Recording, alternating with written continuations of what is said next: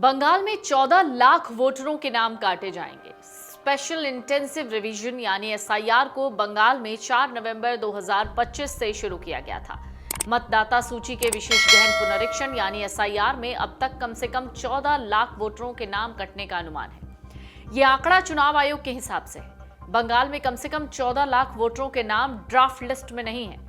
ये जानकारी booth level officer यानी बीएलओ को घर घर जाकर फॉर्म बांटने और भरे हुए फॉर्म इकट्ठा करने के दौरान मिली है। 24 नवंबर को यह आंकड़ा कुल 10 लाख था, जो बुधवार आते आते यानी 26 नवंबर आते आते बढ़कर 14 लाख हो गया। इसमें करीब 6,70,000 लोग जो वोटर हैं वो मृत पाए गए हैं। इसके अलावा कई फर्जी ट्रांसफर हुए और गायब वोटर्स हैं। कई लोगों के नाम एक से ज्यादा बूथ्स पर हैं। फिर कुछ के घर 3-4 बार जाने के बाद भी बीएलओ को उनका पता नहीं चला, क्योंकि उनके पते में बदलाव था। आयोग के मुताबिक आने वाले दिनों में ये संख्या और बढ़ेगी। ये फिलहाल शुरुआती अनुमान है। असल में कितने नाम कटेंगे इसका अंदाजा सभी फॉर्म के डिजिटाइजेशन के बाद ही लगाया जा सकेगा। ड्राफ्ट सूची 9 दिसंबर को पब्लिश की जाएगी।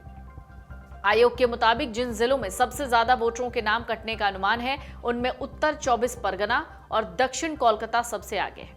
इसके बाद दक्षिण 24 परगना का स्थान है। हालांकि हैरान करने वाली बात तो यह है कि यह भी बताया गया है कि पश्चिम बंगाल में रिवीजन के काम के लिए 80,600 से ज्यादा बीएलओज, करीब 8,000 supervisor, 3,000 assistant electoral registration officer और 294 इलेक्टोरल रजिस्ट्रेशन ऑफिसर को लगाया गया है। अभी तक चल रहे एसआईआर के बीच राज्य में 3 बीएलओज की मौत हो गई है। पश्चिम बंगाल की मुख्यमंत्री ममता बनर्जी अलग ही आक्रोश में है। वो बीजेपी पर हमला बोलते हुए कह रही हैं कि पार्टी सेंट्रल पोल बॉडी को अपनी शर्तें थोप रही है और आने वाले एसआईआर प्रोसेस में लिस्ट से किसी भी असली वोटर का नाम हटाने के खिलाफ वो चेतावनी दे रही है। बीजेपी के बिहार कैंपेन की ओर इशारा करते हुए ममता कह रही हैं कि वहां कोई भी पड़ोसी राज्य में पार्टी के गेम को नहीं देख सकता और कहा कि बंगाल में ऐसा नहीं होगा।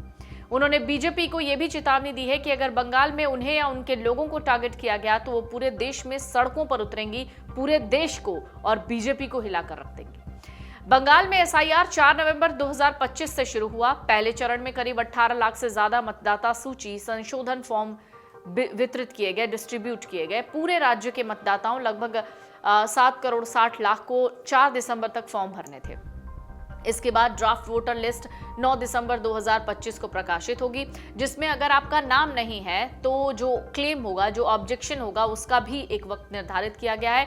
फाइनल लिस्ट जो है वो 7 फरवरी 2026 को जारी होने की प्लानिंग है। हालांकि ममता बनर्जी ने एसआईआर को लोकतंत्र और आरक्षित वाले समुदायों के अधिकारों पर हमला बताया। विरोध इतना तेज है कि कई बीएलओज जो ग्राउंड लेवल इलेक्शन ऑफिसर्स हैं, उन्होंने फील्ड वर्क की मुश्किलों और दबाव की शिकायतें की हैं। कुछ जगहों पर तो मनाही की भी खबरें सामने आई हैं।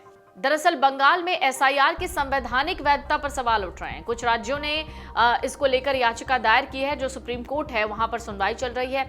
बंगाल में एसआईआर के खिलाफ भी एक याचिका दायर की गई है, जो 9 दिसंबर 2025 को सुनी जाएगी। तो अगर आप बंगाल में या किसी भी राज्य में रहते हैं तो आप कैसे एसआईआर के प्रोसेस में हिस्सा ले सकते हैं? तो आपको बीएलओ से संपर्क करना पड़ेगा। अपने आधार, बिजली बिल, राशन कार्ड या कोई भी सरकारी आईडी संभाल कर रखिएगा। अगर आपका नाम ड्राफ्ट सूची में ना दिखे तो आप क्लेम या ऑब्जेक्शन जरूर डाल सकते हैं। सबसे जरूरी बात है, फाइनल लिस्ट आने से पहले अपडेट जरूर चेक कर लीजिएगा। अगर आप ये वीडियो YouTube पर देख रहे हैं तो हमारे चैनल को सब्सक्राइब कर बेल आइकन दबाएं और Facebook पर देख रहे हैं तो हमारे पेज को लाइक करें।